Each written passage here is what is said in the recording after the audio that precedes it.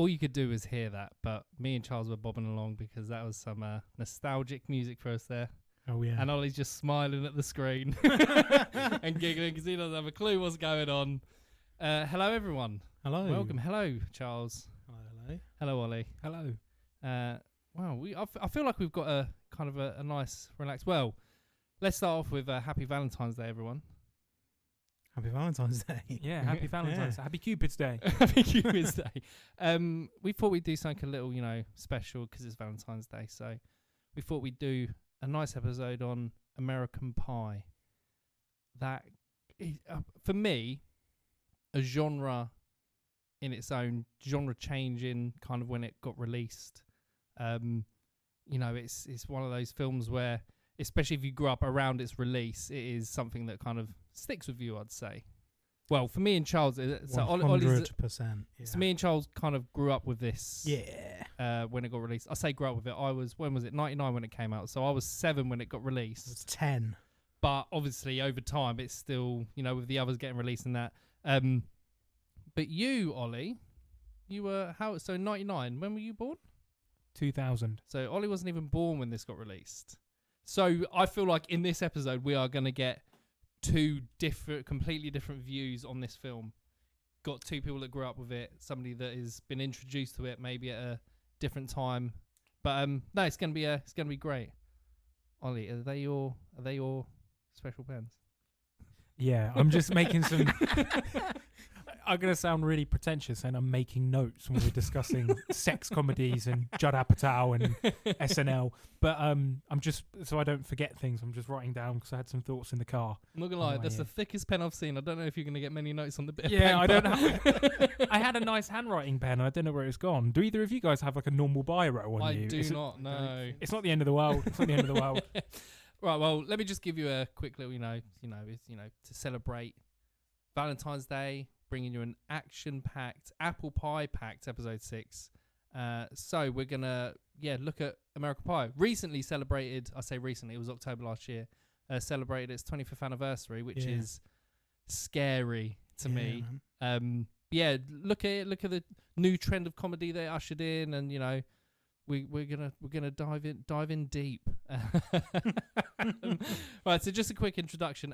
So this film was written by Adam Hertz and directed by Paul. Well, I hope I'm pronouncing these right. I do it every episode. Paul Weitz. American Pie has spawned 3 sequels in American Pie 2, American Wedding or American Pie the Wedding, and American Reunion, as well as 5 B-movie straight-to-home video spin-offs, which are American Pie Presents Bandcamp, The Naked Mile, Beta House, The Book of Love, and Girls Rule, which I didn't even know existed until, you started looking, we watched films, started looking into it. I did not know Girls Rule was a thing. It's on Amazon Prime. If anyone's interested in watching it. Yeah. I'm sure. As is Reunion. Yeah, they're the only ones on Prime, aren't they? Yeah, they're the only ones on Prime, yeah. At the time of recording, they were. So yeah, with the main franchise outings, they grossed a total of 990.7 million on a total budget of 146 million, which is pretty impressive. The first film alone was enough of a success.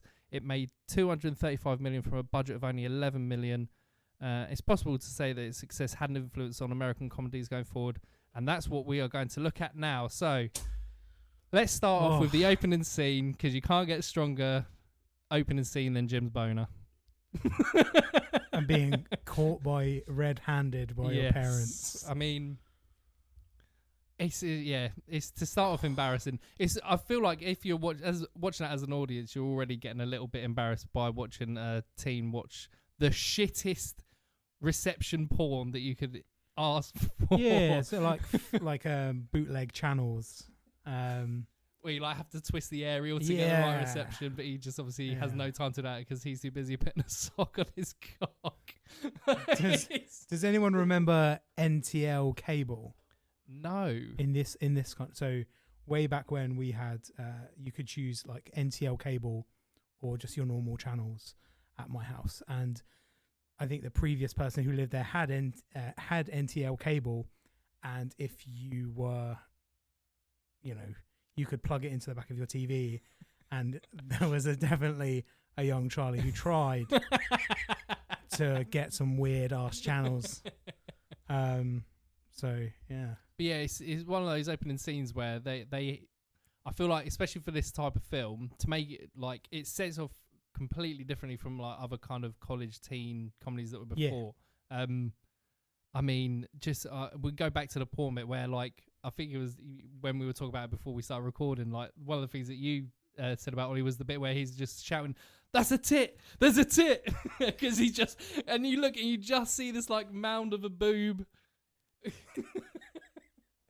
I love. It's a great introduction to his dad, Jim's dad. Yes. Yeah. As far as I can tell from the quick bit of research I did before coming here, Jim's dad never actually gets named in the movies. He's just credited as Jim's dad. Jim's dad. Yeah. Eugene Levy. Jim's dad's my favourite character. Oh, he's brilliant. Jim's dad is probably my favourite character. And it's just the way both of his parents are clueless, but it's just the way his dad walks in and it's clearly porn. And his dad just stands there and goes like, "Oh, that's bad reception." Where he goes, where the bloke on the porn goes, "Spank my hairy ass," and he goes, "What's that?" It's just like there are just like that whole little scene just sets the rest of the movie up perfectly. Yeah. Don't you think? And he has some of the best eyebrows in the business, Jim's dad. I think I've put him down as a separate character on my notes because they are one in their own. I mean, there aren't any other brows like it in business, right? Yeah. But that's something, I'm sure we'll get into this later on when we get sort of deeper into the dissection of it. But that's something that is so unique to the time. Like, you couldn't stage something like that. I'm sure you could maybe work around it, but in the days of the internet, like so much of this film, the comedy is set around just teenage boys trying to see nude girls, right? That's what the majority of the jokes are. And in an age where anyone and their mum that has access to the internet, which is most people in the Western world, can have instant access to hundreds of thousands, if not millions of videos within seconds of hardcore pornography. Like, I don't know, I was kind of, I got a little bit nostalgic watching this film because it's just sort of like, 100%. You couldn't really conceivably do that today unless you were setting it in that period. Yeah. Oh, yeah. That type of film Yeah. is of its time. You couldn't make this sort of film, and they just about get away with it in Superbad, which I think is like the next best successor to this film. I think Superbad is the best American teen sex comedy post American Pie. I agree with that.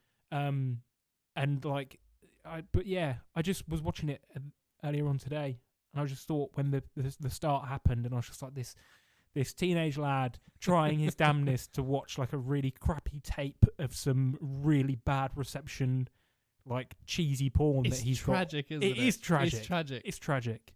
Like, you can't, like, even to the point of, I mean, we might. I feel like, should we just talk about Jim, his dad, and the dynamic that them two have? Because we're on that point anyway.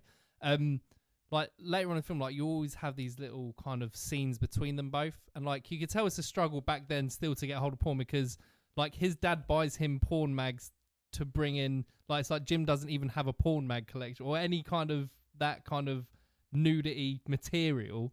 His dad literally is bringing it to him. Even that scene is just precious because his dad's just like trying to be like a scholar of porn. He's just like, shaved is not one I'm familiar with. And you can see there that they're focusing on the pelvic region, the pubic region, quite heavily there. Do you know what a clitoris is? But it's just sweet. It's like, that's what I get from Jim's dad, where he's like a little bit awkward, and you know, it's just he actually deep down he genuinely cares for his kid. He cares for Jim so much that he is literally trying to help him out with, you know, that whole awkwardness of getting laid and even the most infamous scene in the film, right, with the pie. He's weirdly understanding about it. Like, they sit down and he says to him, "Oh, we'll just tell your mom that we ate it up." Like, and there's not really. I know there's a scene later on where I think the implication is that Jim's dad is worried that he has a fetish for inanimate objects. Yes, Masturbation is like throwing a tennis ball against a brick wall. it's not a game. You need a partner. And he's like, Yeah. you do want a partner, don't you, son? And he's like, looking at it, and he's like, yeah, I do want a partner. And he's like reassured. Yeah. But like other than that, like he doesn't really chastise him for it. It's like like No. you're saying, he's being supportive. Yeah.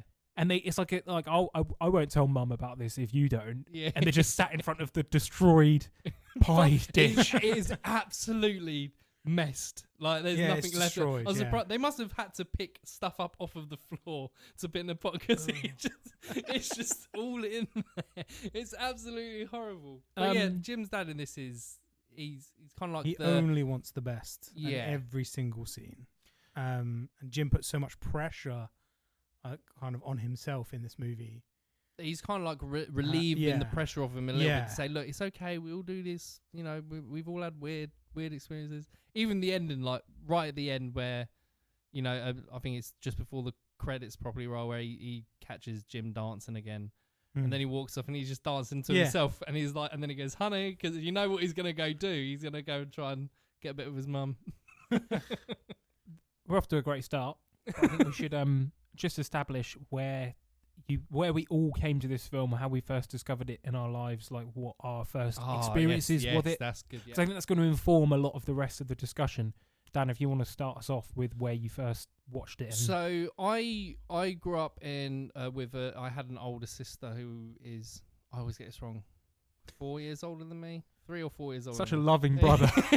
I get confused because I've got a younger sister as well. I always get, but anyway, so obviously she was a bit older than me, so she would be getting like the films that I wasn't allowed and stuff. And obviously one day she got American Pie, and then she got American Pie 2 because she was obviously able to watch it. She was of the age I wasn't.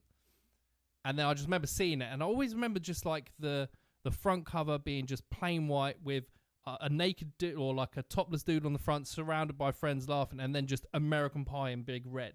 I just always remember that, and I always think to myself like, and then obviously you read into it, you're like, oh, I've got to try and sneak watch that because I'm not allowed to watch this because of everything that's obviously involved in it. So that's how I came about it, because an older sibling got it, and then obviously I was therefore intrigued.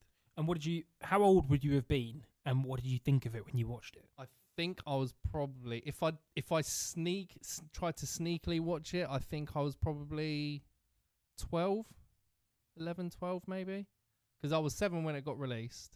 So I think I was probably about 11, 12, which would have made my sister around 15, 16, which it was a 15 here. And that was on DVD. And that was on DVD, yeah. Yeah, not VHS, yeah, DVD. So, yeah, I've from what I can remember, obviously I just found it hilarious. And then even the bits, like the last couple of scenes, we'll get onto it, but I've kind of found it a bit, like, it kind of gave me, even watching it now, it kind of made me a bit sad thinking back to when I was at high school, and it was my kind of like last year with my friends before everybody went to a different college or a different sixth form. And I got that kind of like, oh, this is actually, like, we've been on this journey with, and I was like, oh, it's over now. I'm going to hold on. I'm just making a very quick note. I'm going to hold on to that thought. Thank you, Dan. Charlie, where did you Just the pen is so big. I've got whiteboard markers. They're massive for they're big, chunky, dry erase markers, and they're the only pens I've got. And it's a big, fat purple one, like I'm rubber stamping library books or something. So for me, I was 10 when the film was released, and I think I saw it when I was about 12. I went to someone's one of my best friend at the time had an older brother who had it on VHS, and we were sort of left by my friend's mum and dad used to work nights, so that was our kind of sneaky film club that we used to do. And we watched the Simpsons VHS, Simpsons Heaven and Hell on VHS, and this was the night. I remember everything about it. So yeah, it was called The Simpsons Heaven and Hell, and there was an episode in which there is a scene in that where there's like an Olympic diver, and he like flips off the board, lands, and he said, and he gets a broken leg, and he screams. And we watched that on repeat for about 6 or 7 times. And then we picked up the VHS of American Pie, and we watched it with his older brother, and the rest is history. The rest is history. Yeah. And I remember buying American Pie 2. So that was 2001. I remember picking up the DVD of that. So for us, it was very much like I said before, like we grew up with it, or we grew up with the having to try and sneak to watch it, or because when it was released, we weren't old enough at the time. Yeah, and there was nothing like it. No, there's no. In terms of comedy, especially from what we had seen previously, for what we were allowed to see, this is like comedy on steroids, like because of the content and some of the things that happen in it. What about you, Ollie? How did you come about it? Because it would have been a lot different. Yeah. So what you said, Dan, about getting sentimental about the end of the film where the four guys are sat in the hot dog shop and they're talking about like graduation and life not being the same. Me and my friends had the exact same experience, almost to a T. And if they're listening, they will know what I'm talking about over Superbad. Because that to me, because I'm not trying to be rude. I'm younger than I'm slightly younger than you guys. So Superbad to me was like the equivalent of what it sounds like American Pie was for you. Yeah. In that I had a friend whose older brother got a hold of it and we watched it. I also had a friend who's now one of my, I class him as a family friend. He's one of my two best friends.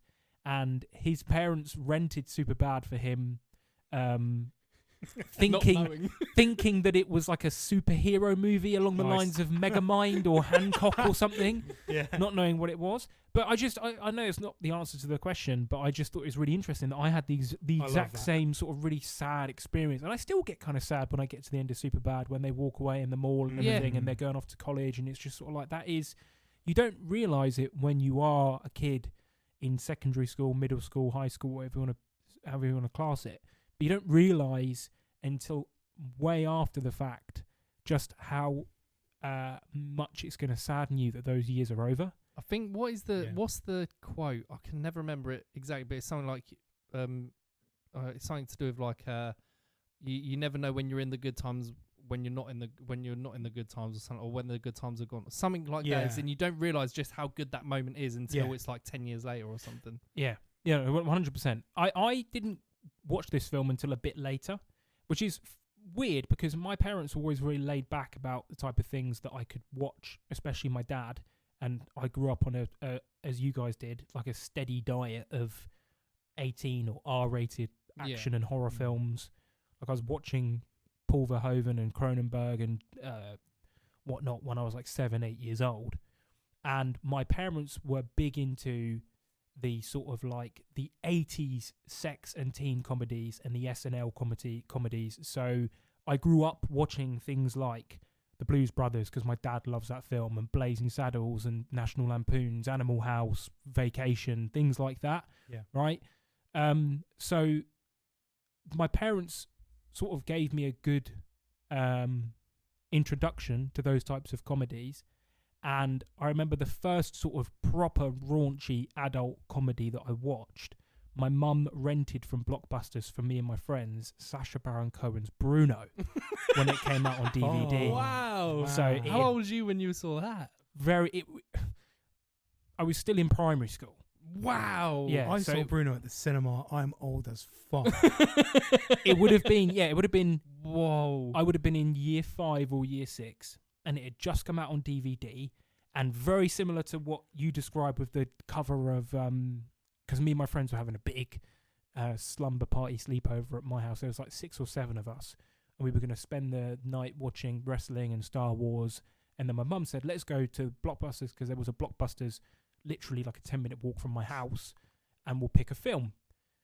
And she was like, I'll let you pick any film. And we were just minds blown. Yeah. And we walked in there, and they, as you guys know, in the Blockbuster, they would always have like a charts when you first went in. These are the new films to rent this week. So it might not have been brand new, as in like had just come out on DVD, but it was certainly new to rent at a decent price in Blockbusters. It was like their film of the week. Yeah. And we were all just we were like, there's this dude on the front cover wearing, I think it's like a lederhosen, isn't it? Yeah, he's wearing the yellow overalls in the sunflower field, sort of looking over his shoulder seductively. I think maybe he's like putting his finger on his tongue, like pouting or something. We were just like, what is that? So that was the first sort of raunchy comedy, and that blew my mind, and we thought that was hilarious. And any of those guys that I haven't seen a lot of them in like 10 years, there's one or two of them that I still see every now and then, and we always bring up, oh, do you remember when we watched Bruno at your house? American Pie, I didn't watch until I would have been about 12, 13, and it was when, for the first time, I got in my house, because we had Virgin Media was the first sort of like, you were talking about that cable that you had. Yeah. My uncle, for a brief period of time, worked for Virgin Media, so he got us a Virgin Media box, which we thought was mind-blowing in like 2006, 2000, like, 80 channels. Oh my God, that's insane. Like 95 channels. When we first got Sky, where you could like actively download and stream films, like 2012, 2013, and I would have been 12, 13, that I was just consuming films on a healthy basis. It was pretty much every day I'd get home from school, flick through, find something that I've heard of before, schedule it to download, and then watch it that night, even on school nights. And American Pie was one of those things where, like you, I'd seen the DVD cover before, I'd seen the poster, I'd heard of it, and like on the posters and DVD covers, they put like 100% not for children, whatever, you know, like the most unadulterated comedy of all time, and everything's like, oh wow, it's going to be amazing. And I put it on, and I don't know whether it's because I'd been desensitized by things like Bruno, Superbad, or maybe some of the sort of like Caddyshack, National Lampoon stuff that I watched as a kid, but I didn't think it was that gross out as a kid. But I certainly enjoyed it when I watched it. It just wasn't one that I particularly revisited. I really liked, we'll get into all of this later, a bit more detail, I really liked the Kevin Smith films from the 2000s. So like Jay and Silent Bob, Chasing Amy. I really loved Harold and Kumar. I really liked the Judd Apatow films. So The 40-Year-Old Virgin, I remember the first night I watched that. Yeah. And all of those films to me were slightly, there was something more to them than American Pie. So I never really found myself itching to rewatch it. Yeah. But that was how I first came across it. It was one night I downloaded it and watched it on my own on Sky. Probably because I was like 12 years old and I was like, oh, this movie's got boobs and sex in it. Like I need to see. Do you know what I mean? I do know what you mean. I think that is where I'm obviously we're not a generation apart, but I feel like that kind of age gap. So for us, when that got released, there was nothing like that. Yeah. There was like, so couple of the disgusting scenes that you could say in it, like when the pale ale scene, you know, like that is like, I was watching it last night and I was close to being like every time I put it to his lips, I was going, because I'm like, but we should describe. So for those who haven't seen it, if you haven't seen it, well, I mean, I'm surprised unless you are underage and whatever it is. Yeah. But so basically, Kevin is getting. It's weird because this is probably the first episode where we're actually talking about stuff that's probably a little bit more explicit than we have talked about previously. Yeah. He's getting pleasure from, I can't remember her name. Vicky. From Vicky. And then he ends up ejaculating into a beer. It's at Stifler's house party, isn't it? They've accosted Stifler's bedroom or something. Yeah. And so anyway, so he comes into a beer, and then the beer gets left on the side, and then Stifler comes in, and basically with another girl and kicks them out.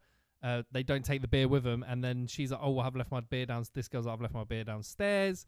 So she's like, "Oh no, here you go, babe. I've got one." And so she nearly drinks it, and then he takes it off of her, and then they're having a little chat, and then he ends up just taking a massive swig, and you just see it floating around. This is what I was going to say. That to me is, I think, why, like, all the other sort of 70s and 80s comedies, like the Belushi and Murray and SNL lot, the Chevy Chase films I was talking about, they have quite a lot of sex and nudity in them. But just think about that glass of beer. It's so graphic. Like you actually see the ejaculate in the beer. Yeah. Like someone squirted a bit. I imagine that the props masters probably just dolloped some PVA glue in there and gave it a stir or something. But they focus on it a lot, and you see it, and it's disgusting. Yeah, it's horrible. And like, so for me, when I'm like, when you're seeing that, you're like, oh, I've not seen something this, like, it's not even like violent disgusting. It's like realistic. It's odd to describe, but yeah, I feel like something like a scene like that is what makes it at the time so different. I'm thinking of the bit in Austin Powers when they've got a fat bastard It's a bit stool nutty. sample. Yeah, it's a bit nutty, Basil. Oh god! And then he smiles and he's got it. It's just the way he keeps drinking. He's going Austin, and he's still swigging from it. But Stifler is an interesting character because for many, right? Because again, I didn't come to this until a lot later than you guys. Well, about the same sort of age, give or take a few years. But Stifler to me by that point through osmosis was like I knew everybody knows Stifler. He's like the face of the franchise. Yeah. Which is funny because in this film, the first one at least, he's not a massive part. And he's not part of the original 4. No. But he definitely, I think, is the most iconic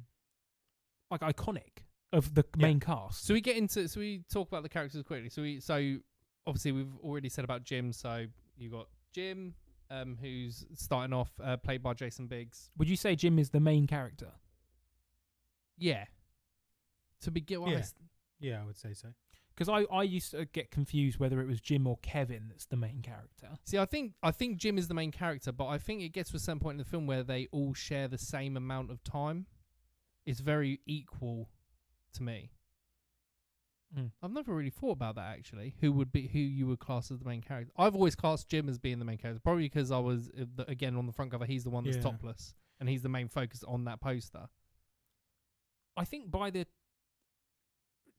because I've only seen the second one, full disclosure, of the 4 sequels. But from the marketing material, I've seen the trailers and the posters for all 4. By the time that Reunion comes around, it looks as though Stifler is the main character. I definitely think that they play with him a little bit more after the first one because of how popular he became. He was, Yeah. So just so so we've got Jim, played by Jason Biggs, Chris Klein, who plays Oz, which another thing that throughout this episode you'll probably hear me say about quite a few nostalgic memories because this film was quite effective in terms of I've got memories about taking some bits from these films and it being introduced to people that I know. Anyway, we'll get on to that a bit. But Chris Klein played Oz, who played or his nickname was Nova, as in Casanova, which is the cheesiest fucking line that you could have. Thomas Ian Nicholas who plays Kevin. Eddie K. Thomas is Finch. Sean William Scott, obviously Stifler, and then there's when you again these actors, I wouldn't say the biggest actors, but as these characters they're so well known. So then you got Alison Hannigan as Michelle, who obviously went on to do How I Met Your Mother and a couple of other bits. She's in Buffy, wasn't she? Buffy, yeah. Tara Reid played Vicky. Mina Suvari played Heather, who was also in American Beauty. Natasha Lyonne as Jessica. Shannon Elizabeth as Nadia. Obviously Eugene Levy as Jim's dad. Jennifer Coolidge as Stifler's mum. And the funny thing that Ollie sent us the text saying I completely forgot that Casey Affleck was in this, who is in the scene for like 10 seconds as Kevin's brother. So you would say they are the main cast that is pretty much in like the majority of the film. So I definitely agree that Stifler probably, I don't think they expected Sean William Scott as Stifler to stand out as much as he did. Because what was it you had something about? He got paid like nothing. $8,000 he was paid for American Pie, and before he worked at Home Depot as a plumber. So when he auditioned, he worked as a plumber. American Pie, he auditioned for American Pie, got it. Filmed the movie. The movie hadn't come out yet. He worked at the LA Zoo when the movie came out. And then obviously became a massive hit. After that was, unfortunately typecast. That's the other thing I wanted to say. Like, would you? I think it's a difficult one because obviously I feel like he did get typecast. So then he was in Road Trip, as the same type of character. So he plays EL in Road Trip, and even the voice doesn't change. If you listen to Stifler and EL, it's the same. He's pretty much the same character. Same vibes. Yeah. I mean, I wouldn't turn down that amount of money to do the same role again and again and again. But it must be frustrating. He also plays one of the little ferrets in Ice Age. Yeah. He does, yes. Yeah. One of the mad things I remember about him about Sean Scott as well is that he was in that film Bulletproof Monk Yeah. with Chow Yun-fat. Was it Chow yeah. Yun-fat? Yeah, he was in Bulletproof Monk, which is really random because that's definitely far away from what he I was. forgot that film existed. Well, there was another couple. So when you look at what the rest of them done, he was the one that's probably had the most films that I knew. So Goon, Role Models, Dukes of Hazzard, Bulletproof Monk, Old School, Evolution, that weird alien one. Yeah. Dude, Where's My Car, Road Trip, and he was in Final Destination. Was he? Final Destination 1, yeah. And then Jason Biggs was in Loser, which was the year after. Again, kind of being typecasted a little bit, would you say? Yeah. And then I remember going to... So I went to cinema to watch... Do you ever remember the film Wedding Days? Spelled Daze. No. So it was him and Isla Fisher. And if you ever see the poster for it, it is basically American Pied. It's red writing with white background. Yep. Yeah. White background, red white that said Wedding Days with a red box around it. Yeah, and then them two in like wedding attire. I was like, that they've just basically played that as trying to make it look like American Pie. And then he was in Orange Is the New Black as well for the first few seasons. Jason Biggs. Oh, he played the guy's wife. Piper? Piper, yeah. Piper's, husband, sorry. We're forgetting, arguably, in my opinion, the guy to have the biggest career out of this, John Cho. Yes. Yeah, of course. Yeah. I'm a huge Star Trek fan, so I discovered him as a kid in the J.J. Abrams films. First, in 2009, me and my dad went to watch that, and then I remember watching American Pie and him coming on going, MILF! Right, like, oh my God, that's Mr. Sulu! Like 11 or 12 years old watching it on Sky. He was a little shit when he was younger. But and that's the other thing. Well, one of the points we'll bring up now is I think did American Pie and John Cho make the term MILF? Was it the first time it was ever made? So I don't think it was made in the film. I think it was popularized by the film. Okay, yeah. Because I remember that bit where he's like where they're just shouting MILF. But the other thing is him and that mate that he's with. I knew people at house parties or at school 100%. where there was just two people that just hang out all the time. Yeah. Like, and no matter where you were, there was never they were always together all the time. I love John Cho, and I love how in this film he then shows up. He's in the choir. Yes, I was when Ozzy's trying to get with Heather. Do you think he's clocked on and gone, hey, this is working. I'm gonna join the choir. Possibly, because I don't remember him being in the first scene where he shows up. He's not where Stifler drags them to audition to laugh at Oz. I don't remember John Cho being there. He's in every. Yeah. In Reunion, he's really like refined. So like when you see him, and he's got like slick back hair in Reunion. Yeah. Dresses well. Whether he became something, I don't know what his career was in Reunion, but I always thought maybe he famous singer or something. Or well, I want to talk about towards the end Harold and Kumar. There are a couple of other films I really want to talk about that I think owe a lot to this film. Oh yes, and obviously he's like the main. He's one of the two in that duology, but interestingly, he has the same thing. By the time you get to Harold and Kumar Christmas, which is like nearly 10 years after the first film or whatever, he's the really sort of polished, refined businessman in like a blazer with a slick back haircut, and Kumar is still like the stoner bum that's just sat around doing nothing. Yeah. So maybe John Cho was like, I don't want to be the bum stoner. Yeah. I want to be the polished one. But no, it's interesting that that's because I've not seen Reunion. Okay. Do you think it's worth watching, Charlie? What's really nice, I feel like Yeah. what's really nice about, I would say, we'll get onto we'll talk probably a really small amount about the B movies, but the four main films, I think, over time, are a really good way of seeing these characters develop over time. It's a really nice way of doing it. What I've got written down in my main notes is the arc from the first film to Reunion is mad. Yeah. So like when you look at the first film is them all virgins, don't have a clue about sex, don't really treat women that well either. So your typical, probably at that time, your typical teenage boy. Then the second film is them older, they're all at college and doing bits, and they're a little bit more, mature, but they're still them kiddie selves. Yeah. If you know what I mean. Then the wedding is obviously they're all adults and everything's different and they're all trying to adult life and everything's a bit more serious for them, but again they're still them at heart. And then Reunion, they've got like kids and like, and it was just a really nice way of seeing. And I've said this a couple of times on this podcast now, you're probably getting sick of it, but I can slowly see myself in these films more as my life goes on, because now I've been that teenager, I've been that university student, I've had sex with that pie. I've had sex with that pie.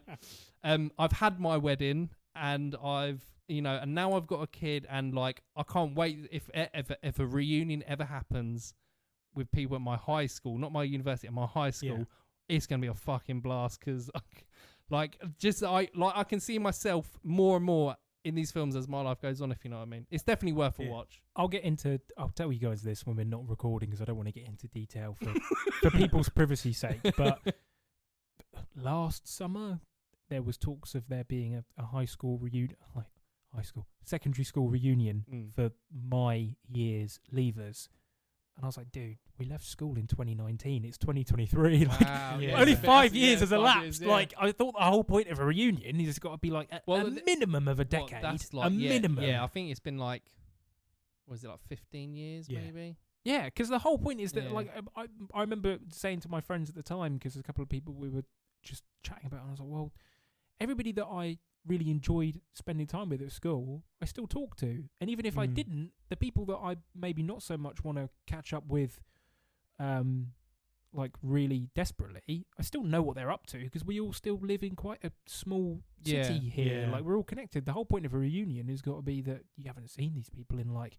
Well, I think that the purpose of a reunion might become slightly redundant as time goes on, because you're connected through Facebook exactly, all the time. Yeah. Exactly. You talk about something like American Pie. It's conceivable that high school kids in the 90s could never have forced... You know what I mean? It's a very American thing as well, though, isn't it? High school it's a very American thing. Yeah. But I really do... If you haven't yet, because you haven't seen Wedding or Reunion, no, I would highly recommend watching them. Yeah. Again, it's an easy watch. There are, again, I wouldn't say they're probably as good as the first two for me, but there's still parts within it that are, definitely worth a watch. Definitely. Pure comfort films. Oh yeah, you could just whack it on and sit there, have a laugh, have a giggle. Yeah, all the films that we've talked about so far, I think they're all you can just whack them on at any time. Even the ones going all the way back, as I was saying, like Caddyshack that's 45 years old this year. Jesus, like that's something that I can still put on now, and it feels like a warm blanket. It's a really cheesy thing to say, but I have a bit of not a hot take here, and I'm sure I'm definitely not the first person to say this, but as I was rewatching it, American Pie, do you know what vibes I was getting? I think the closest, like, apt possible comparison you could make, American Pie is the American In-Betweeners. Oh yeah. Or or more accurately, the In-Betweeners is the British American Pie. And almost to a T, you can fit each character to their corresponding counterpart here in the UK. Yeah. They are almost written identically, and the schemes and wacky business, like, and I can't actually think of any other thing that makes me cringe as much as, like, you talk about the pale ale bit at the start. Like that seems like something you could see in the In-Betweeners. Oh yeah. You could see Jay doing that and giving it to Simon or whatever, and then coming. Do you know what I mean? Like the kind of stuff they get into. I was thinking the whole time, this is really eerily similar to the In-Betweeners. It's a massively influential film.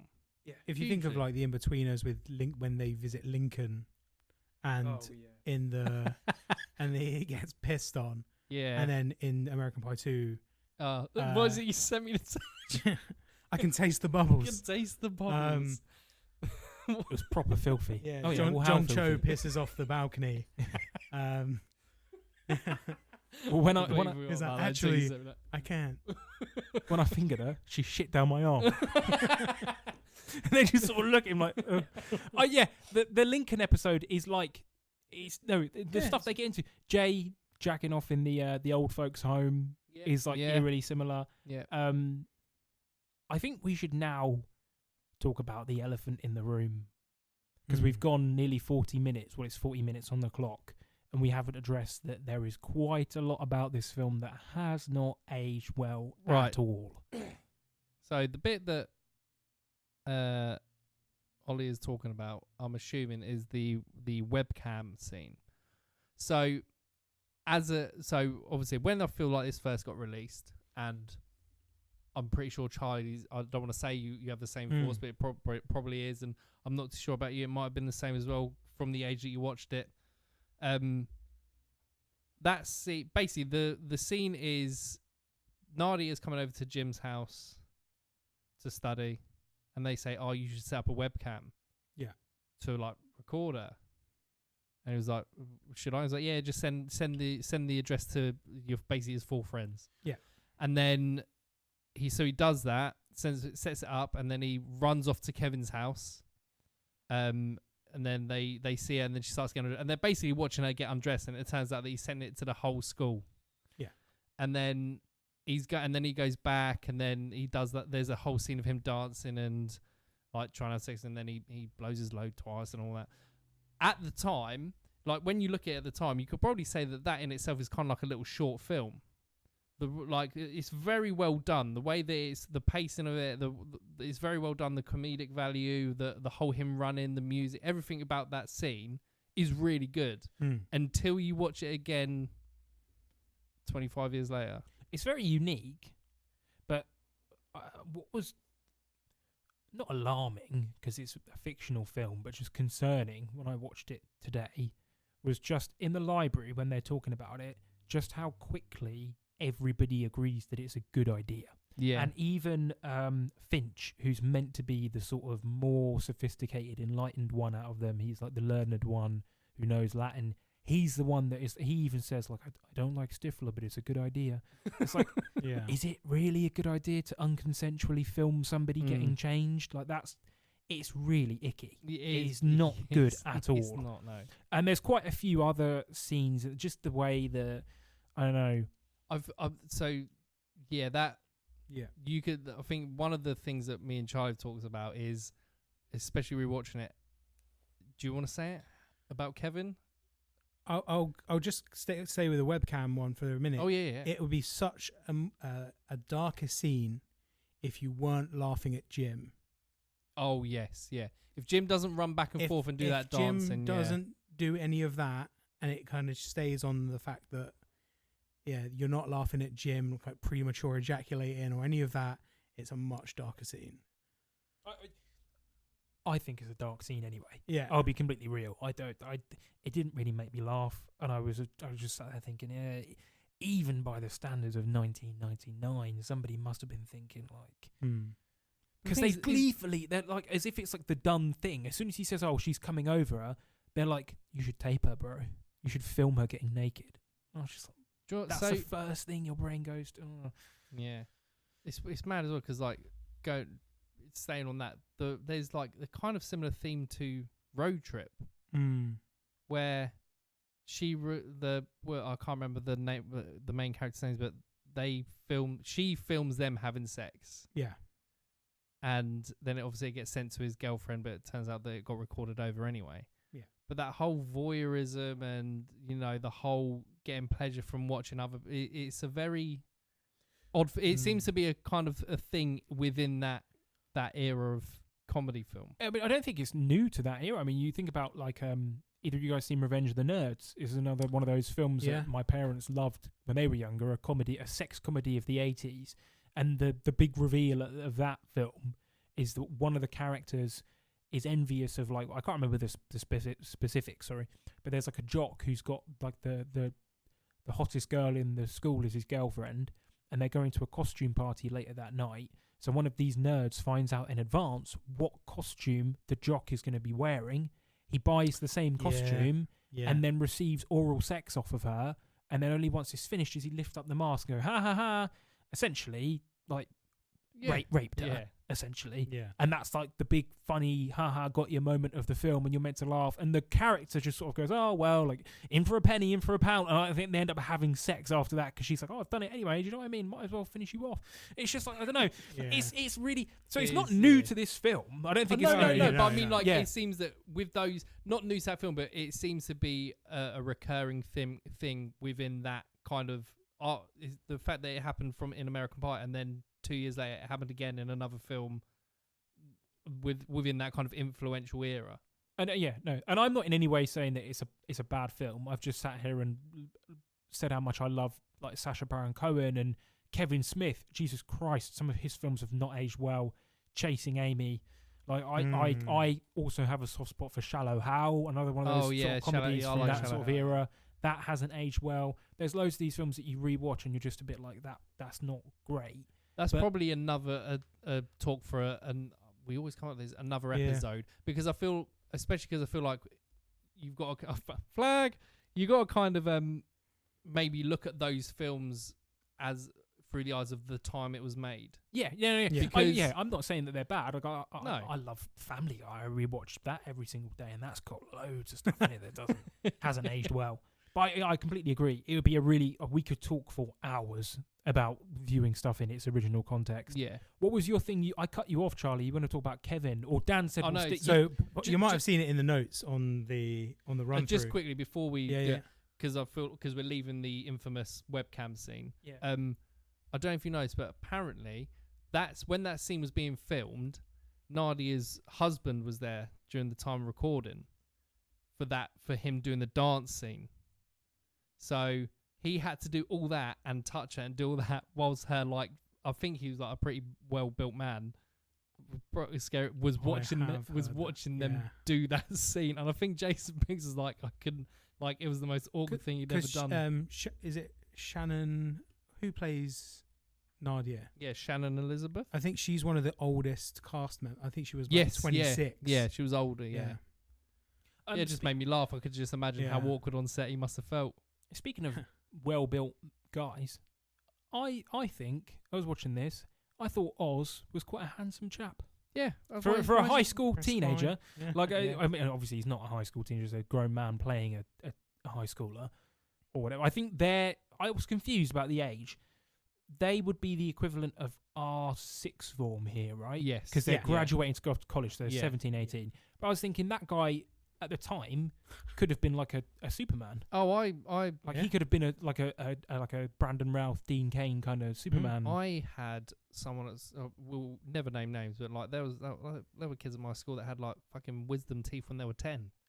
You know, they just for some reason just developed a fuckload quicker. Had a beard at 11, all that stuff. Yeah. Do you guys remember? I don't know the 2000s Grinch with Jim Carrey. Oh, yeah, When he he's goes to shaving, school and yeah. they go, "You don't have a chance with her. You're 8 years old and you've got a beard." And then he goes home and like shaves, yeah. comes the, in with loads of the patches. nastiest looking razor as well. Yeah. Ooh. Look Anyway, at that hack job. But anyway, just I'm not that way inclined, but I was like, he's a handsome looking guy. just quick before we get on to the Kevin bit. Yeah, But like if we just quickly talk about Oz, I feel like Oz in terms of characters and the way that like they treat, like obviously the way that they're all kind of treating women throughout this film is a little bit sus. But Yeah. I feel like his character was the one that developed the most into actually know And the I've got- quickest. yeah, he the comes quickest, around the quickest. where he's like, yeah. I actually care about this person. I'm not just gonna do stuff just for a stupid fucking bet and all this stuff. And Yeah. leading on to that, obviously Kevin, who is the, like you said to me, he's the nucleus. He's the one that kickstarts this Yeah, whole he's- thing. At first, when you kind of first watch it, and I think that I've said to Dan, I've probably watched this film 50 times. At first, I thought he was like the nucleus that's keeping this group together, but it quickly unfolds when you realise that I feel like Kevin is the worst human The worst out out of five. all of them. Yeah, maybe not Stifler. Oh, on Stifler's a just par. Stifler's just Stifler. The way Stifler's just that silly, isn't he? he is with Vicky in the first movie is horrendous. Do you want to go into more detail? The pressure. I mean, Yeah. you watched it today, so yeah. I don't know if it's, so the thing I said to you about, so obviously they start off kind of she does him, he does her kind of thing, Yeah. and all that, and she's like, I don't want to do anything until I say, you know, until like I want to say like I love you and all this stuff. Yeah. And then when it gets to the end scene when they're about to have all the closing scenes where they're at Stifler's house after prom, they're about to have sex. When she says I want to say it before we do, like I love you, and you can see it. I don't think he actually meant it when he said it. 100%. It does. It gives me that feeling of like I'm saying it because we're in the moment. Yeah, it makes it seem the way that particular phrase is treated in the film makes it seem like really arbitrary, like it's just a lock and key. Like if you say that to any bird, you'll be able to sleep with her. Like they really just. I was going to come onto this because I thought the same thing about Kevin. Yeah, and I think just in general, this film's treatment of women hasn't aged well. Like beyond the webcam scene, like it's the treatment of the female characters isn't great. I mean, that's just it's a film told from the point of view of teenage boys, so it's to be expected. Is it just a film portraying the way boys were back at that time? I don't necessarily agree with that because I think if you again, not to harp on about how much I love Superbad, but no, seriously, you think about like Emma Stone in that film, she's, I think, one of the best teenage written characters in any of these types of sex teen comedies. They really go to great lengths to flesh out Becca and Jules in that film as much as Rogan and can't remember the guy's name, Michael Cera. So I don't know, but I just don't think I don't want to sound like a PC warrior, but I just don't think the treatment of women in this film is particularly great. And it might be something that is just like, as you say, symptomatic of the times that it was made. But that was the impression that I got. I'm glad that you brought up the Kevin thing because I wouldn't necessarily think he's the worst. I think there's a couple of other bits like when they're at the prom, and he pretty much knows that he's going to get it, and he's acting all cocky, and like Jim gets pissed off with it, where he's like, "I'm just going to go dance with that girl because she has some, and she has more to talk about than just sex." Then Oz gets fucked off with it as well. Finch is just down in the dumps anyway because his whole plan is unfold after Stifler put laxative, which is another scene that we didn't talk about, where he just shits his pants because he puts a whole bottle of laxatives in his drink. But like at that point, then Kevin's just like really so fucking cocky, and then he gets pissed off with everyone and gets really down and ups because everyone's kind of over the whole thing, but he's still buzzed about it because he's nailed on to get it. I thought it was a bit obviously it's probably part of the character. It's written as a character and it's done well. Yeah. I took it as I sort of thought the implication is that he's overcompensating because he's scared. Yeah. I get the impression that he's because don't they say to him in that conversation at the prom, they say like, "What, are you scared or whatever? Like, why are you so obsessed with this pact? This pact that we have made, like this alliance. Like, why have you set such an arbitrary date that we have to lose it by? And why are you obsessed with us seeing each other through it all? Like, are you afraid of doing it yourself?" So I thought like very similar to because I think he would be the Jay of the In-Betweeners. You get the impression, no, seriously, there are a few episodes when you watch The In-Betweeners where where Jay gets close to being intimate with a girl, you get the impression that obviously he's inexperienced and he might actually be a bit afraid of it. Yeah. And I got that kind of impression, but I still agree. He puts an insane amount of pressure on her.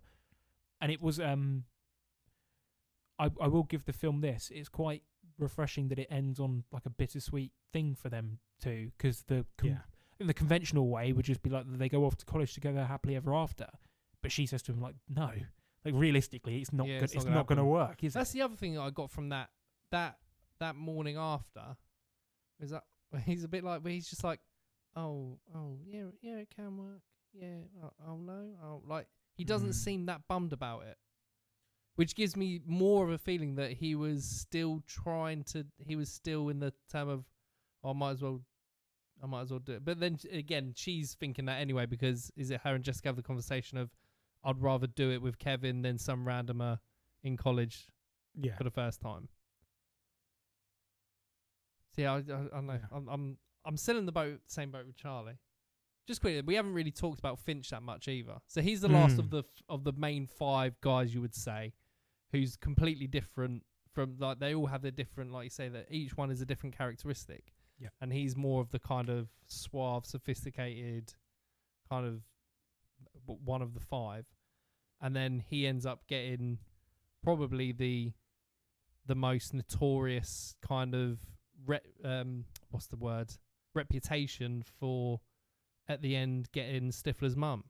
And that whole scene to me played like a weird James Bond film, especially when he's got, because he's got like the white tux of the suit, and they're sat in the billiard room, and they're drinking whiskey, and he's just talking to her really suave and confident, and she's giving it back and all that. Well, that's why, as I said earlier, I was so shocked that he is so quick to endorse the idea of filming the Czechoslovakian girl. Nadia. Yeah. I expected there to be at least one voice of reason. Like, if a story to keep harping on about this In-Betweeners comparison, but if this was a scene in an episode of The In-Betweeners, obviously Finch being the Will, Will would be like, hang on a minute, lads, like, are you really going to film Carly in your bedroom, Simon? Like, well, she's unaware. Like, but then at the same time, I could see that character when it happening, he would still look. Yeah. Of course, that would be the joke, and they would take the piss out of him for it, and they'd be like, well, you were the one that was like Mr. High Ground. But I really like Finch. I feel like really him, bad for him. I also want to say, like, I'm fortunate in that I've never in my life had to use a laxative. And I don't know anybody that actually has. I do, but I'm not gonna. I want to know the efficacy of laxatives, because films have really put it in my mind that it's this sort of thing. Like, as soon as you get a drop of it on your tongue, you have to violently defecate explosively. What I love, like, because is that how it works in real life? He plays. I'm not joking. I haven't had him, but I know that is exactly how it works. Is it? Yeah. So I'm not going to say who it is, but whoever listens to this will know who it is if they listen to it. Is it someone we know? No, it's not. No. Okay. So basically, I remember this person taking it, and they were like, nothing's happening. So they're just walking around, and all of a sudden, it's like a fucking bullet.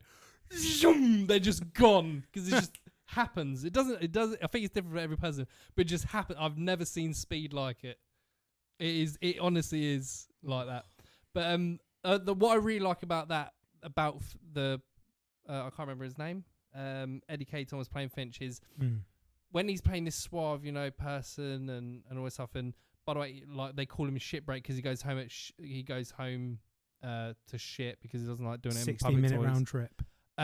So again, we're not naming names, but there was someone at school that we ended up calling Shit Break because they always went for a shit at break.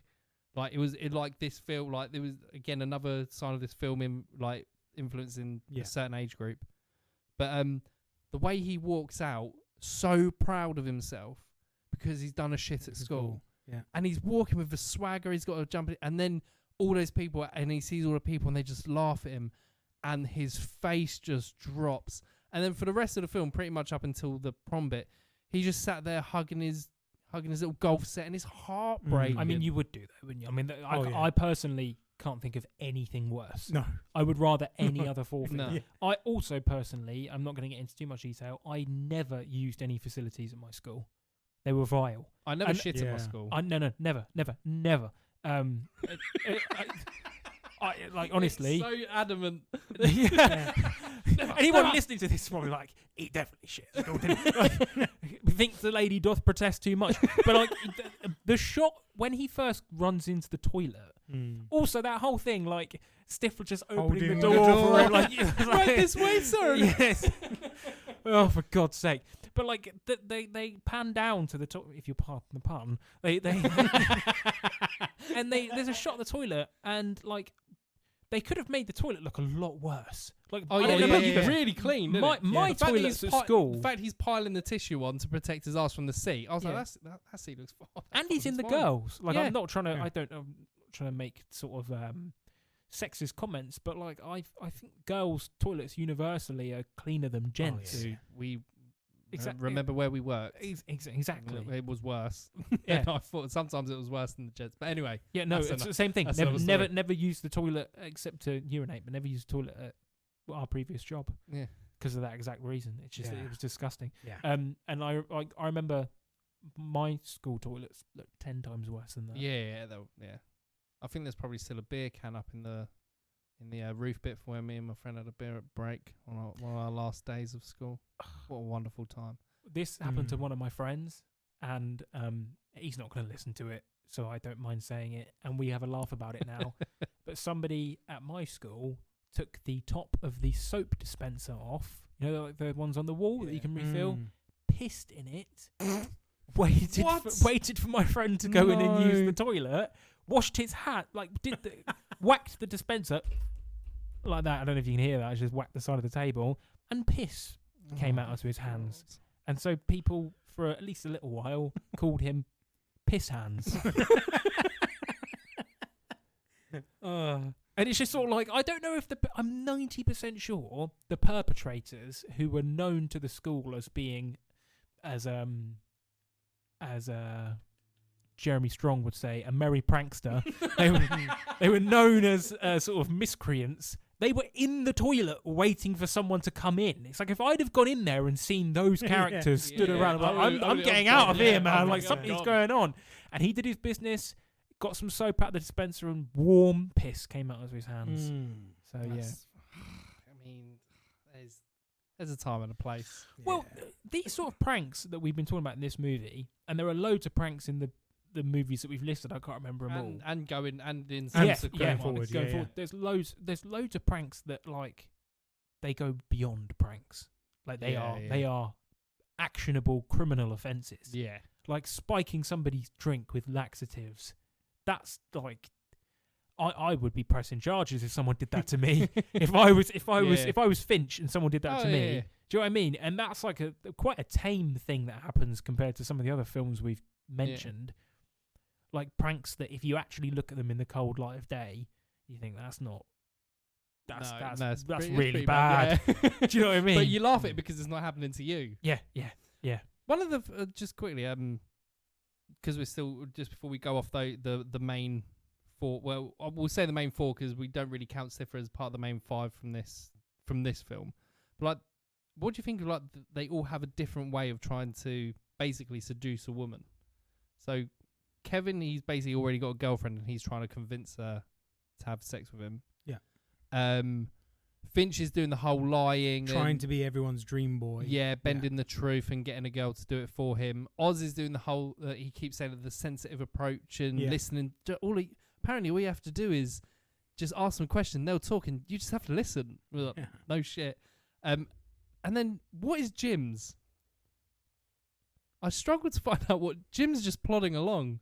Like he struggles a lot more than the others. Yeah, it's pressure for Jim, right? Is that the whole like the awkwardness, like, and his dad trying to help him out, and it's all just a big awkward. He puts so much strain on it.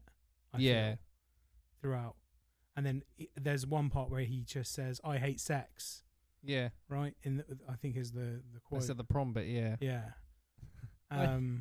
Where he kind of finally sort of just breaks. Yeah. I think this is kind of like one of the first films to really frankly talk about these sorts of things through the lens of younger people. Because the sort of the comedies that I was speaking about that I grew up on, they had loads of it in them, but aside from, I don't know, maybe the Griswold son in a couple of the National Lampoon's films, and then like Revenge of the Nerds, it's the same sort of crude, crass, shock value humour, but it's being performed by adults. Yeah. This is the first one that I can think of, and there are probably loads of people that could correct us, and there probably might be a few people in the comments that will say, well, I can think of this film and this one. But like, I can think of that sort of addresses the pressure, particularly that teenage boys put on themselves when it comes to this sort of thing. And it is one of those things that like you do, once you get a bit older, realise how kind of ridiculous it all is. And how you have to... Sorry, cut you off. That's fine. You have to kind of think back to the time where this was released, and young boys didn't really have anywhere to go to in which to find out these things. So that's why you have like Kevin's brother who, with his friends, makes the book that they hide. Or like everything is kind of second-hand information. Or like Jim getting the, like when they buy the condoms for each other, or like Kevin has the bag full of condoms and then Jim gets like fucking 4 packs. Yeah. And then he's playing with them in his bedroom is kind of like I don't know what to do with this. Yeah, and at the time everyone sort of knew a Stifler type guy, or you knew a Sherman type of guy. So you would go to your friend who's kind of like a Stifler type, who's like maybe a ladies' man, and he would tell you some bullshit about, you know, how to seduce, because I think Oz, you know, confides in Stifler a lot and asks him a lot of questions about that. And then again, Sherman lies about it. The Shermanator. So yeah, the Shermanator. You go to someone who kind of lies to you about it. Sherman is like the McLovin in Superbad. Yeah. That's the impression that I got rewatching it. 100%. But I don't want to get like too into real world discussions or political or anything, but there's a part of me that thinks maybe that was the better way of doing it. Like yeah. What do you mean? What bit are we talking about? About young people's exposure to sex and sexuality. Yeah, now it's right. No, if you think about like, again, I'm not trying to. This will sound in some way like an endorsement of certain people. It's not. I'm just talking. I think we will look back on this time where if you think, right, the average teenage boy now, within a few minutes, can get access to more graphic images than his grandfather would have seen in his entire lifetime. Yeah. Within a few minutes. If you don't think that that's going to have negative ramifications on the human psyche when it comes to how they perceive and interact with the opposite sex and sexuality in general, then I think you're a little bit naive. Yeah. And I think that in many, many years' time, there are going to be future humans that look back on this era of... Because the internet is such a new thing. It is arguably the most significant creation in the history of our species, and it's an infant. We've had it for 2 decades, and we don't know how it works fully. We don't understand it fully, and we don't know. We are the test generations. Yeah. There are going to be people that look back in 200-300 years' time and go, Jesus Christ, how did we let people have this much, I don't know, unfiltered access to this amount of information? And there are going to be some people that are going to come back that might listen to this and think that I'm sounding like a Luddite or a conservative someone that's...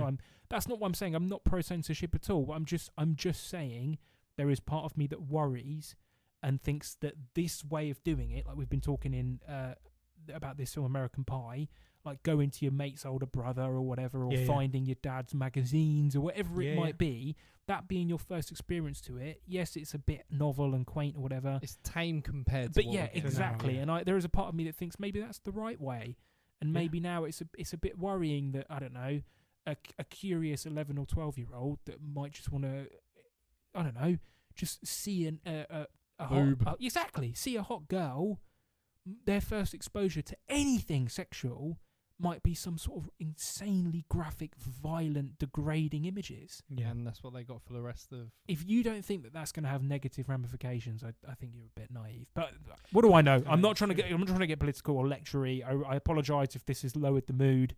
I just think that that's why I got a little bit nostalgic about this film, and what I was thinking like the whole time, like, you couldn't make this again. No. And it's kind of sad. Or if you do make it, it's going to be set in a previous time. Exactly. Yeah. Do you guys agree with that? No, I completely agree. I agree with that. I completely 100%. agree. If we just quickly go back to, we were saying about, about this showing being like the first kind of film that showed graphic kind of, or more graphic sexual part, like sexuality within it, like the paleo and all that, from a teenager's perspective. You said about like you don't have films beforehand to show it. There were other teenage films or films about teenagers out and around that time. So a couple that I had down was like Clueless, She's All That, 10 Things I Hate About You. Mm. But they weren't on the, like, they were comedies or they're like rom-coms and that, but they weren't on the level of graphic compared to what American Pie was. So like, I think 10 Things I Hate About You and Clueless, She's All That came out the same year as American Pie, but they're tame in comparison to what you see in American Pie. Yeah, I think it feels like it's a bit more. American Pie to me feels a more realistic view into a teenage boy's sexual journey than the others are. And the only other I would say of that time, sort of popular media that was this carnal and explicit involving children was in animation, things like South Park and Beavis and Butthead. Yeah. And that, weirdly, to me, I feel like is more geared toward adults. Yes, yeah. Like, even though South Park is about younger kids, I feel like that is made exclusively by adults and at the time was intended for adults, not as much for teenagers. Whereas this, I definitely feel like they knew immediately they were going for the teenage Teenagers, market. yeah. Most definitely. Yeah. And just for the record, I love the Mike Judge Beavis and I loved Daria. Daria was a TV show that I watched a lot as a kid. Beavis and Butthead. South Park, I came to a bit. Do you guys like South Park? Yeah. Yeah. I haven't watched tons of South Park. I feel like I never really got into it. I don't think I was really at the age to get into it. But I'm really enjoying watching the behind the scenes videos of them recording it. Oh yeah, They're brilliant. And it's made me want to watch it. But I just really enjoy seeing them doing I can't remember is it Trey Park that does the teacher? Okay. Does he do that voice? Just seeing him, but as he's acting, you can see him actually turning into.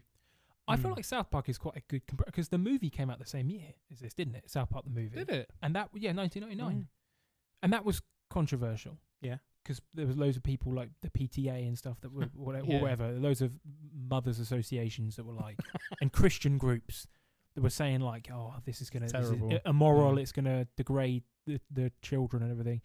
Can I super quickly bring up a real quick clip on YouTube for us to watch? Sure. Because you've just jogged my memory, and I think you guys will find this funny. Hopefully, it'll come out of the system. You guys carry on talking about American Pie while I bring this up. We can cut this bit right here on the bar. Okay. So what is this clip? This is my favourite clip. Flag there. From behind the scenes of the recording of South Park. I wish they would have done more films as themselves. So like more basketball type films. Oh, okay. I fucking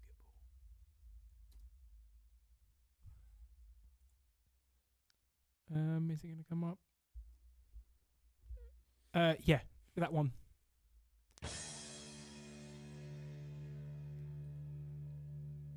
Is this the clip? Hopefully it is. So you're number 2. Yeah. Okay.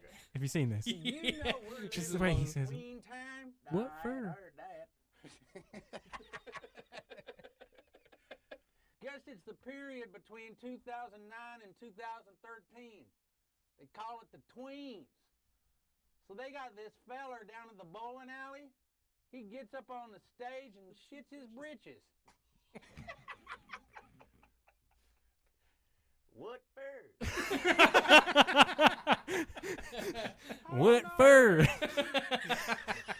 It's just when you can see him get into character, like charge it up. And his chin goes. He gets up there and What strums for? the guitar and then just starts loading it. Yeah, I enjoyed watching those behind the scenes. But he gets up there, strums a guitar, and then starts loading his britches up like it's going out of style. He loads up one pair, then puts on another pair and blows apart them things too. It's like some kind of britches holocaust. Thank you for indulging me there, guys. It's just, I've never seen that before. what for? What for? Anyway, Oh. so right, so I feel like we're kind of slowly coming towards the end of talking about the first American Pie film, but I just wanted to talk about when it comes to the big, the big, ironically, the big climax of the film. Yeah. And it's got to the point where they're all having their moment of losing their virginity. I feel like there was, especially with Oz's ones, it was really sweet, sentimental. Like they all have a different sexual experience, right? So, well, Kevin's and forgotten her name again, Vicky, is quite awkward, and it felt more awkward than the Oz and I've forgotten her name as well. Heather's. That was very like kind of romantic setting. Then you got Jim and Michelle, which is like a fucking rodeo, and she just like say my name, bitch, and he's just Oi. like Michelle, and just all that shit. Yeah. And then obviously Finch with Stifler's mum is raunchy, and The sheer amount of things that they broke in that room. Michelle and Jim, they just where they punch like, in go the to lamp. reach like stuff and the lamp smashes Yeah, and everything. Yeah. I don't know if we're giving them too much credit here, but I would even go so far to say as like they're very deliberate with how they shoot Oz and Heather versus Vicky and Kevin. Yeah, Like you say, they go to great pains to show how awkward it is for Kevin and Vicky. Yeah. And they even do a couple of close-ups of her like wincing, and that's not something that you ever see in movies or anything where it depicts somebody losing their virginity, Yeah. unless it's Yeah. the point. Like if it's doing a specifically talking about it in that sense, but like I just mean that they're like they linger on it, and it seems uncomfortable and stilted, and they're both sort of lying there beforehand, and he sort of like really awkwardly says, "Well, like how do you want to do it?" And there's no intimacy between them at all. Like they're not hugging or kissing or anything. And then it cuts to, like you say, with Oz and Heather, and they even shoot it like the end of a Bond movie, like it's Pierce Brosnan and it's whatever. you've got Yeah. the Like, lake in the background. Exactly, like they're silhouetted, so you can hardly see them. They've got dignity. It's romantic. He's sort of atop her. They're kissing. It's really intimate and everything. And then it sort of crash cuts to the other two, and Kevin is like stiff as a board. I was thinking of Between Us again. no. I was thinking of McLovin. Yes, It's in when he goes, it's in. He's like on top of, he's like squinting. Do you remember that bit? It's He's like he's just sort of like he's like he adjusts his head as if he's like doing a bowling strike or something. He goes, it's in. like that's what it comes across as.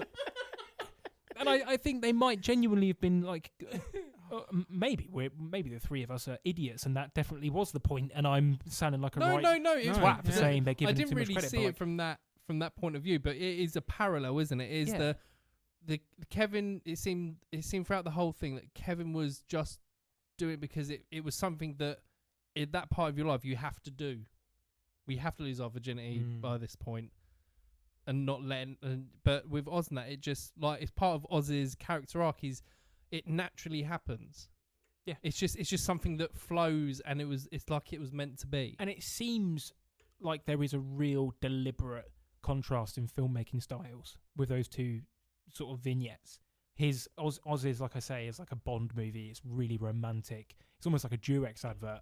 And then you cut to Kevin, and it's like the most awkward thing. It's like really harshly overlit as well, Yeah, and like there's no intimacy. Did they explicitly say that Oz and Heather do have sex? Because they never actually No. show it, and he So- says we didn't do it, but we had a nice night or something along those lines. I still when think that, they're at dog years Yeah. at the end. He Yeah. says that, doesn't he? I think Yeah. so. Yeah. It's like like a joke, like something. yeah. I still think they did, but I still think, I think that's they part, did, but he's trying to hold it's back. part of his character. Yeah. It's part of his. I've learned so much about myself. I've developed as a human, and I know that I don't need to tell you every single detail. which is nice. Yeah, again, it's part of the. I honestly feel like out of all the characters, Oz is the one that developed and matured the most throughout the whole film. I think like his character is probably my out of all of them is probably my favorite. The way it goes, but yeah, that's. I'll probably say it's pretty much the first American Pie in a nutshell, right? Yeah. We've pretty much covered it all. By the end, everyone's perception of sex has changed. And it's different for all of them. Yeah. Charlie, you've got a note here Mm. about UK house parties. Yeah. Ooh, Do you wanna yes, explain yeah. Okay. Yeah. So, if you look at the Stifler's parties, no one is on a phone. Everyone's kind of enjoying themselves. I mean, that would be down to the fact that it's 1999. They still had phones. No, I know, but like, Yeah. you wouldn't have to be like. But like, even if you were texting or whatever, the fact that no one's on a phone is quite Yeah. weird watching films now. Sorry, I came across as a bit of a dick there. I just mean like, there's not really. I remember my own Motorola. Like there wasn't, other than playing Snake, there wasn't really What I'm anything saying you is could that, do. like, on it. everyone's in the sort of moment. As Yeah, a, yeah, as no, I get opposed what to you now mean. where All the I was people being you would have been facetious. texting And- are at that party. yeah, and the house parties that I went to were definitely Oh, some of the house parties I definitely went to. influenced by American Yeah. Pie. A keg I went to a couple of house parties where people would buy kegs, and that's definitely not a thing that is normal. Here in the UK, at least, no. Yeah, And the kegs, if you get one, are like that big. Yeah. No one can and see you had what to, I'm doing. because you're not in a pub, you had to fucking buy a pump for it, and it's the worst invention ever, because all it is foam. Because no one would think of like cooling the keg. That was the house party, at least the ones that I went to. No one, it would just be in the garden, just on the floor on the patio. That's also, I suppose, maybe because American beer is really shit compared to ours. Yeah, We might, if there's any Americans listening, they might be pissed off. But there is one apparently. That's one. We got one American listener, haven't we? hello, Yeah, if you're yeah. listening, if you stuck to us, Pabst yeah, Blue Ribbon. yeah. The other Bud Light. the other thing is the music. Oh, of course. Yes. I listen to a lot of pop punk anyway at this time. I was gonna say I think it was kind of inescapable in the 2000s. And the kind of scene that all my friends would listen to the same sort of music. The house parties would be that kind of vibe. That was. I was literally. No, really, it was just very nostalgic. Well, that was the other one. Just quickly, was the American pop punk rock, like the soundtracks for American, like the American Pie soundtracks. We missed the Blink cameo in the webcam. Yes, of course, yeah. And then Mutt is in the is soundtrack. the running one at the beginning, isn't it? Where he's running the gnarliest scene is Mutt, but apparently Travis Barker is credited as the previous drummer in the film. He is, yeah. Yeah. It's a nice little. Yeah, the soundtracks in these are incredible. Like the first one, you've got like I didn't name them all, but like you had the first soundtrack, you had Blink-182, Third Eye Blind, Bare Naked Ladies. That big, her name's Bic Runga. The Sway, the Losing Virginity song for Ozzy. It's a beautiful song. American Pie 2, you had Green Day, American Hi-Fi, Alien Ant Farm, Sum 41. And then American Wedding, you had Foo Fighters, Good Charlotte, Newfound Glory, Avril Lavigne, Sugar Cult Feeder. Yeah. Like the soundtracks on these are incredible. Yeah. And I think it's, again, a part of that era. It's the American Pie is just settled, nestled nicely in that era. It is like a time capsule for a teen. Yeah. From that era. But what's really endearing, and it does kind of make me feel a little bit old, there are people on TikTok who are now talking about that era that we grew up in, the sort of 2000s punk pop house party era. I couldn't get my words out quick enough there. The same way that people of our generation sort of pine for the 1980s. In the same way there are people that we know now that like look back and say, oh, I wish I was born in the 80s, or I wish I was like that try really hard to sort of embody that sort of 70s and 80s aesthetic and style and music. There are kids now who were born in 2009, 2010, even later, who are teenagers now, who look back on the 2000s and those types of all the sorts of albums and films that we've been talking about, that sort of Perks of Being a Wallflower aesthetic, the Twilight Core, they look back on that era and say, like, I wish I was alive to have lived through that. And that makes me feel old. Yeah, man. Because I get nostalgia, like the way you were describing it, like this film is like nostalgia, like bottled. You can't get any more nostalgic. I think for me, the only other thing would be either Superbad or Perks of Being a Wallflower. Those two films really encapsulate that era for me. But there are people now, kids of TikTok, look back on that and say, I wish I was alive during the 2000s. And I'm just like, I've said, like, I think you've nailed it on there. Yeah. I've said a lot of times, I've said, I wish I was born at at a certain point where I could enjoy the 90s.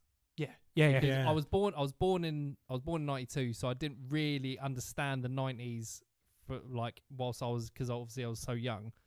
But after seeing what I had lived through in the 90s and early 2000s, I wouldn't mind being born at a time to be, obviously everything that's happened is of now, age to have lived an age within the 90s to appreciate it. I got the back end of the 90s.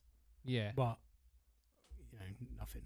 I wasn't an adult during it, or just quickly flag this because I think this could make a really cool idea of a discussion, because I think it's could make a really cool topic of discussion for an episode, because I think there is I think nostalgia is a poison chalice, and our media of the last sort of like 10 years in particular you look at the rise of Stranger Things, and then most blockbusters have just become cameo porn. And outside of cape shit, the only films that have made any money at the box office are things like Ghostbusters, Star Wars, Jurassic Park, which are all just, do you remember the 80s? Remember the 90s? Remember these things from when you were...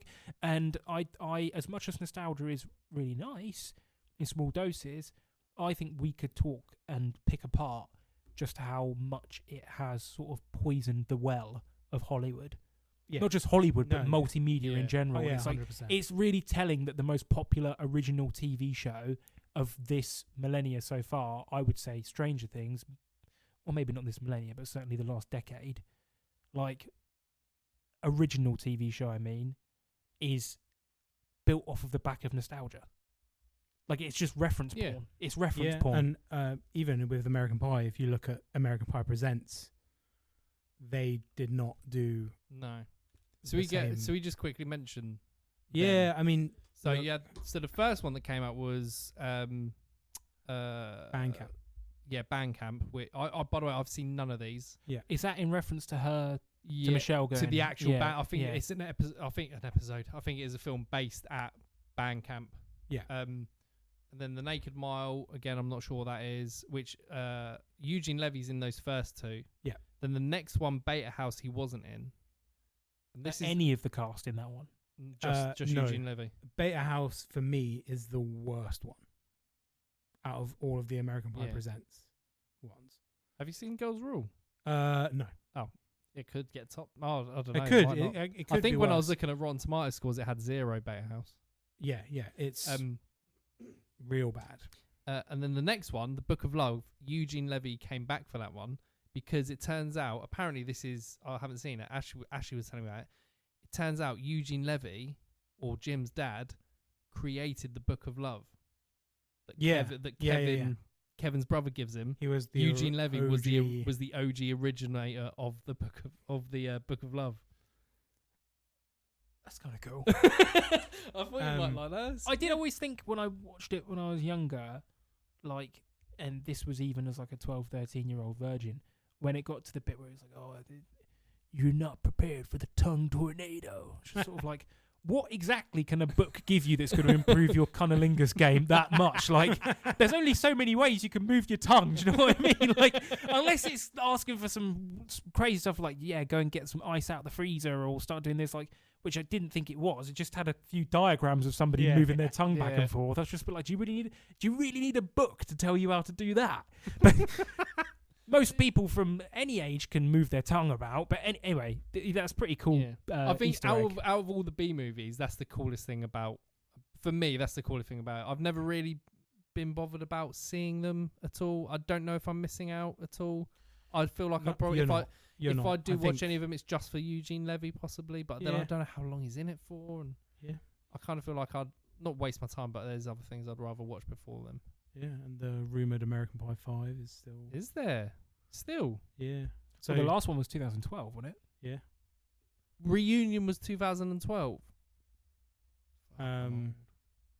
Yeah, I think they want to explore whether Jim's dad and Stifler's mom. Yeah. Well, that'd be interesting. Yeah. Has she done something recently? She's in. Have you watched The White Lotus? Jennifer Coolidge in The White Lotus. No. She's incredible. She's insane. Like the first 2 seasons, there's only 2 seasons been out, isn't there? She is mad and like she's so good at them. She was also in Legally Blonde. Yeah, I know that. I mean, recently she had like a resurgence at all. Because Legally Blonde is where I knew her from. I think the resurgence is this White Lotus. Definitely worth a watch. Okay. Oh, the theme, the opening music, the theme music for White Lotus is. I want to just quickly recount my comment about Stranger Things because I know there's loads of people going, but what about Community and Adventure Time and Family Guy and everything? Like, I mean, of the last 10 years, Stranger Things is probably the most popular original show to come out. 5 out of 6 episodes, Ollie has now apologised or rescinded something. I'm actually not apologising. I want to get your opinions on this. If I put a gun to your head and said, from 2010 to now, what would you say is the most popular TV show that's come out of that era? Oh, Stranger Things. Yeah. Would you agree? You wouldn't say a sitcom? No, I wouldn't disagree with you. What year did Parks and Rec come out? I don't think it's more popular than that. Because I think, No. well, then you got The Office as well. By the way, yeah, we but need to take- the Office is like 2008. We need to take isn't this gun off him because it's twice he's done that to us now. it? I'm going to show up with a real loaded gun like Joker at some point when we do these recordings. Right, so just quickly then. So you wanted to, Ollie, you wanted to quickly, I say quickly, we'll take as long as we take. So we've done American Pie in a nutshell. Now let's talk about the influences it had on other films that came after that. So Ollie, you wanted to talk a little bit about Harold and Kumar, right? Yeah, I really like those films. I discovered Harold and Kumar when I actually can't remember what the instigator was, but I was going through a bit of a bad spot in my personal life. And it's funny because I was literally a child, so I'm looking back thinking, what could I possibly have had to worry about? But something was causing me a lot of stress, and it was causing me to struggle getting to sleep. And this was on either Film 4 or E4, one of those channels, very, very late at night, and I couldn't sleep, and I put it on, and I was like, this is the fucking funniest film I've ever seen. This is absolutely amazing. Battle shits and the massive giant bag of weed that you could... and it was just the guy that they pick up, who I'm 90% sure plays Hand in Scary Movie 2. Oh, Strong Hand. Yeah, yeah, so it's the him, yeah. mechanic that picks them up in the Yeah. middle of the night and says, "You can sleep with my wife," and they're like, "What?" They're looking at him, and then obviously you got the cameo from Neil Patrick Harris. Yeah. I was like, "This is amazing! I loved it," and it was. I think there's a direct link between not just Harold and Kumar, but loads of those films. I made a reference to Clerks. Sorry, the Kevin Smith films. Obviously, Clerks predates American Pie, but I think the ones that came out after American Pie are definitely influenced to a certain extent. Like Chasing Amy, Jay and Silent Bob Strike Back Yeah. definitely feels like it's got a touch of American Pie to it. And I love, that's probably my favourite of the, I know that's probably a sin to a lot of Viewer Universe fans out there, but Jay and Silent Bob Strike Back was my favourite when I was younger of the Kevin Smith films. As I said, I really love Superbad.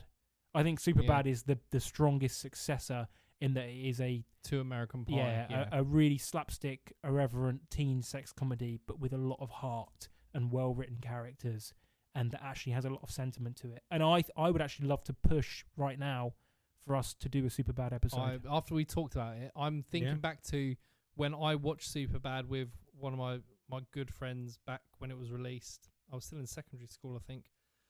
And we watched it 2 times in a row because we just found it that funny. The bit where he talks about when he was a kid, he was drawing all those dicks. I've never laughed so Working on a big veiny bastard. Yeah, big, very triumphant bastard. We watched that twice in a row. That scene just sticks to me. Just seeing Seth Rogen out of his breath and when he's trying to chase, not McLovin, who's it he's chasing? Michael Cera's character. And he stops Evan. and the other policeman catches him. He's like, he's the fastest kid alive. We definitely will. But Do you know how many foods are shaped like dicks? The best kinds. we could eat. So yeah, we'll definitely do one. But Yeah, please put a thing in the comments if you want us to do a Superbad episode, just so we could get to sort of a soundboard reaction. and if you don't, we're gonna do it anyway. yeah. But like a couple of other films that I feel like it influenced. Obviously, we talked briefly about Road Trip. Yeah. Which then the subsequent one after that was Euro Trip. Van Wilder with Ryan Reynolds. Ryan Reynolds. Tara Again, Reid. He was like the person that never left because he was like the party king. Loser, again, we briefly touched on that. And then Harold Kumar. But then also Old School, I feel, was influenced because it's the one with Will Ferrell. Will Ferrell, because it was like people trying to find their youth back in the... So it was like old people trying to do what they were doing in American Pie. And Frank the Tank. Frank the Tank, we're right, let's go to the quads. We're going to all that stuff. So I feel like it's... And then we're within like 4 years. You just jogged a memory. Ryan Reynolds' cameo in Harold and Kumar 2 is amazing when he's the surgeon. But why? and that joke is one that hasn't aged well. That Kumar, just because of the fact he's Americans call Indians Asians, so we would call them maybe Southeast Asians or whatever. But Kumar to us, we know him would be an Indian, And the joke is that Oh, yeah. because he's Indian, he's automatically good as a doctor. And like he just put him in some doctor's whites, and he immediately knows what to do, even though he's never once set foot in like medical school. He just knows how to Yeah. resuscitate this guy and take a bullet out of him. And Ryan Reynolds is just stood there in awe and everything. That's a really good bit. But we haven't spoken about the Judd Apatow films. Because I think if you think about 40-Year-Old Virgin, Yeah. like loads, I love 40-Year-Old Virgin, and those films are Is it really Knocked Up was his as well, wasn't it? yeah. Yeah. Is it Chris McKay or Adam McKay that did Step Brothers?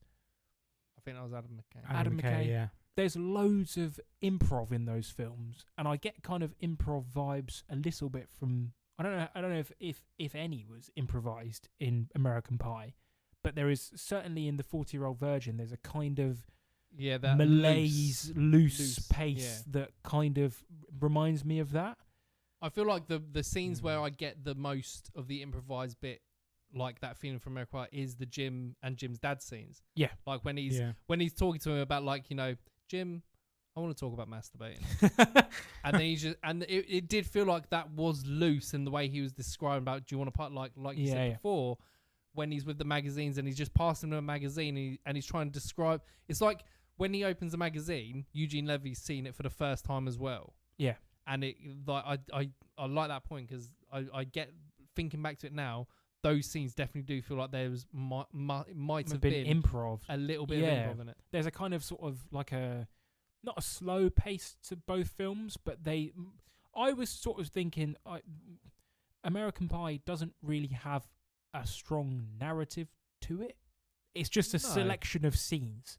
It's just a selection of things that happen. Scenarios leading up to a point. Leading up to the prom. And the through line is obviously 4 guys trying to lose their virginity, but it just sort of bounces from sketch to skit to scene to sketch. And the same can be said of the 40-Year-Old Virgin and other Apatow films where it's just like things just seem... There is a loose thing that is propelling the character. Like obviously Steve Carell's trying to lose his virginity, but there's nothing other than that. It's just different vignettes, different scenes of him trying to do it. Do you guys like the 40-Year-Old Virgin? Yeah. I love it. I think it's great. I think it's so funny. He has a really similar. There's a really similar bit where a bit like Finch, where he's just like effortlessly cool for a little bit. He meets a woman in the library and he's like, "Do you like to do it yourself?" She's like, "I don't know." Like he's able to turn it on, and then the rest of the film is just never able to do it again. A bit like Finch with Stifler's mum. Yeah, just able to do it. Just quickly, actually, another little fact. Sean William Scott never acted in any. When you think about it, never acted in any scenes with Jennifer Coolidge. And the bit at the end where he walks in on Stifler's, when he walks in on his mum and Finch, they weren't actually in the room. He was just acting to no one. I think in my head I must have gotten this confused with the scene from The Graduate because I had like a bit of a Mandela effect. I was convinced that you could see Coolidge's leg up on the pool table when he opened the door, like mirroring that bit from The Graduate. I was shocked when exactly that. When he opens the door, he doesn't actually see anything. He faints. Obviously, he does, but they're not in the frame, and he faints. Yeah, so I think he said that he met her one day on set or at the meetup or where it was, and then never saw her or acted with her. Yeah, I mean, even in film. There's no spoilers, but even in the reunion, they have a phone call, don't they? Oh wow! Does he see her in American Pie 2 when she? No, he has a phone call with her in American Pie 2. It's a phone call in American Pie 2, yeah. I'm adding his little brother into the annoying kids of film, by the way, along with the Babadook boy and the twins from The Witch. Steve! They're going in that little fucking penitentiary of annoying children. Yeah. And why can't you just be normal? I'd love to talk about the Babadook. Charlie, you love your American comedy TV. I think at this table, I don't want to speak for you, Dan, but like I think you probably love it the most. You probably watched the most American sitcoms. Is there anything, do you think, because I've spoken a bit about the films that I like, can you see any link between this film and influencing American comedy? Like, can you see any links between this to like Community or The Office and Parks and Rec, something like that? Because I don't know those shows that well. Community, probably. I can't think of anything directly, but definitely probably Joel McHale's character is a Stifler type.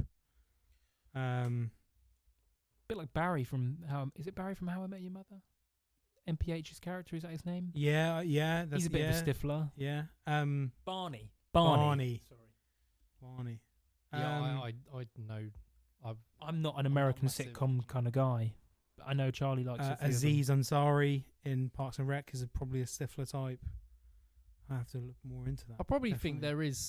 there's got to be some influence, but I feel Oh, like it'd yeah. probably be more towards, or I feel like what the majority of things that, or the most the American Pie influence would have happened pretty much straight after it came out. I mean, And then like stuff like Superbad is just like a one in God in however many films it has been since American Pie came out, like years down the line, has that influence but has done it differently.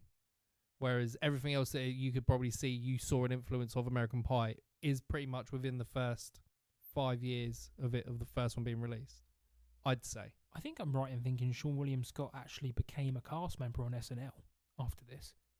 I think in 2001, around that sort of time. I do like a bit of SNL. I might be mistaking him for another. Maybe it was Ryan Reynolds. There was definitely someone who was in these types of comedies around the turn of the millennium who then got a bit on SNL. Right. I think that's pretty much it. yeah. Is there anything else in it? What any other I w- scenes I that we w- didn't really talk about? That I was made just you- going to talk about, not really talk about, but just mention a scene from Road Trip with Tom Yes. Green eating that mouse. Oh my! Tom Green scares me a Um, little bit because he's very what's the term, committed Yeah. to his role, and when he sticks, I thought it was fake, and then when he pulls it out and it's just like clawed onto his tongue. Yeah. I mean, have you ever seen his film that he done afterwards? He done a film afterwards. I can't remember what it's called, but he delivers a baby, then swings the baby by its umbilical cord. You're talking about Freddy Got Fingered. That's the one. Yeah. That's the only. Daddy, would you like some sausage? I'm not, the only scene I've seen is the baby. Oh, okay. That's the only scene I've seen. Oh, Freddy. I'm pretty sure Finch is in that. Is he? I'm pretty sure. What's the actor's name? Thomas. Yeah, I'm pretty sure he plays Okay. his brother in that. Could be mistaken. Eddie K. Thomas, sorry. Eddie K. Thomas. Yeah, I think he plays the okay. brother. Well, that was a. I have to fact check this while we're. when we're away. But yeah. I think the only other thing I'd like to mention in terms of things that I liked was or scenes that we didn't really mention was the wedding where I messaged you about it where Jim's shaving his privates and he's like, wow, you got bigger. And then he's got it all on the bathroom mat, and then he flicks out the window. And then as this is at the wedding venue, he flicks out the window, and then it goes into the extractor fan, all into the cake, and then down people's throats. And I think I said to Charlie, every time I watch that, it just makes my mouth dry thinking about it. That again, another scene. Also, Jason Biggs went through a phase of everybody I think wanted his arse out on film. So in that wedding days, so obviously he gets his arse out in the apple pie scene. So Yeah. obviously that's probably one of the most iconic scenes that people remember from it. And then in wedding days, like within the first 10 minutes, he's asleep on the sofa with his arse out. Oh. That wedding days is pretty much an American Pie. I have to What catch that. American Pie wannabe spin-off? Mad. I love these little. Ollie smacks his lips, leans in, about to say something very. He's backed I up. thought I had something to say, but I don't. Which is surprising, considering how much I hog the mic on these sorts of things. Right, so we leave it there then. I think that's a Yeah. nice round. We've So, talked about love. It's Valentine's Day. We've talked about love. We haven't actually spoken. We've bookended it with like an arbitrary connection to Valentine's Day. I think we. Yeah. Our post will be very loverified and romanticized. We'll put some Valentine's themed pics in the picture. Yeah. What's our next episode, Dan? This is episode 6. What's episode 7? I believe episode 7, and don't keep me to this, I believe is Parasite. I think that is our next episode. So we'll go from there.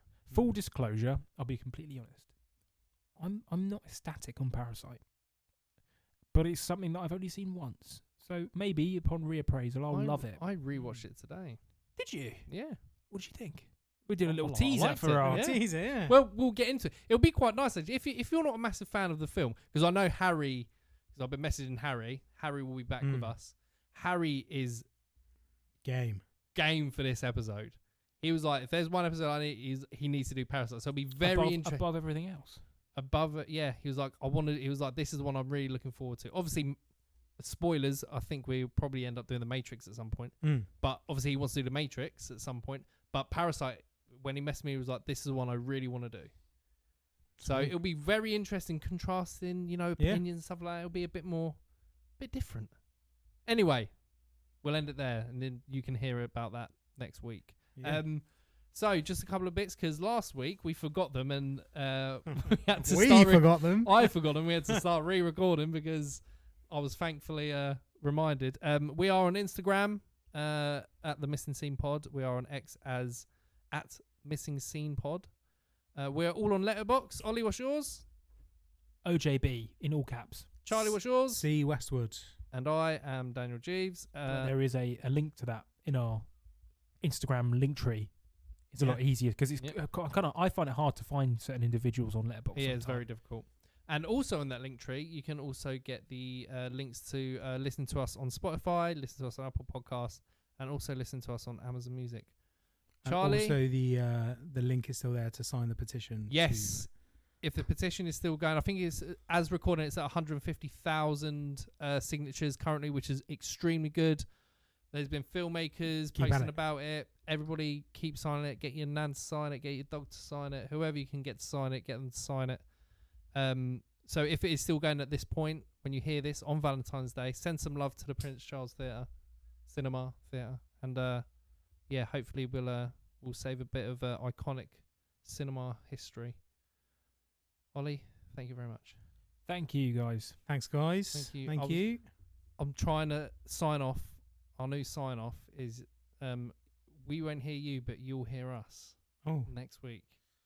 That sounds like a tagline to a horror film, didn't it? It sounds like Alien 2. You won't hear it, but we'll hear you. Right, so thank you for listening. And, see you next week. Hear you next week. For the love of God, it's here. They can't see us. I fucked it.